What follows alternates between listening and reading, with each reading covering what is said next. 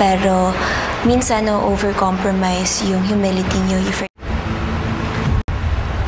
Binibigyan din na. Grabe ang tensyon sa bahay ni Kuya matapos i-nominate ng Daoyu na sina Bianca at Dustin ang Daoyu na sina Ralph at Will.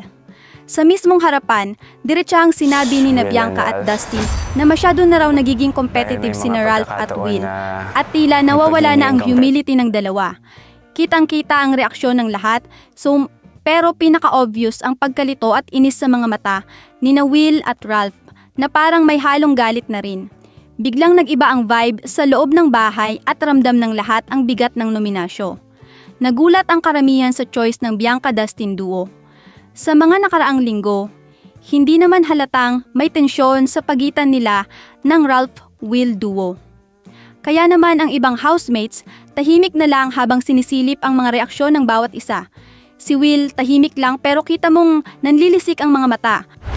Binibigyan din namin kayo ng isang puntos dahil we personally, honestly, bilib na bilib. Habang si Ralph ay tila pigil na lang ang emosyon. Sa kabilang banda, sina Bianca at Dustin ay tumindig sa desisyon nila. Si Dustin naman ay tahimik lang pero supportive sa naging stand ng kanyang kadu. Pagkatapos ng nomination, nagkahiwa-hiwalay muna ang mga housemates. Parang biglang may invisible wall na nabuo sa pagitan ng dalawang dao. Naglabasan din agad ang tensyon online. Literal na sumabog ang social media sa iba't ibang reaksyon.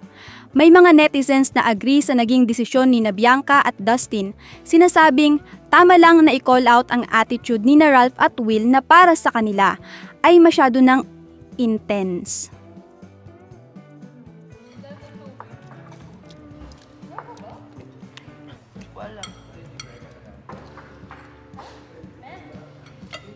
Pero mas marami rin ang sumusuporta kay Will at Ralph. Sinasabing mas okay na raw yung totoo at matapang kaysa sa mga pa-victim na housemates.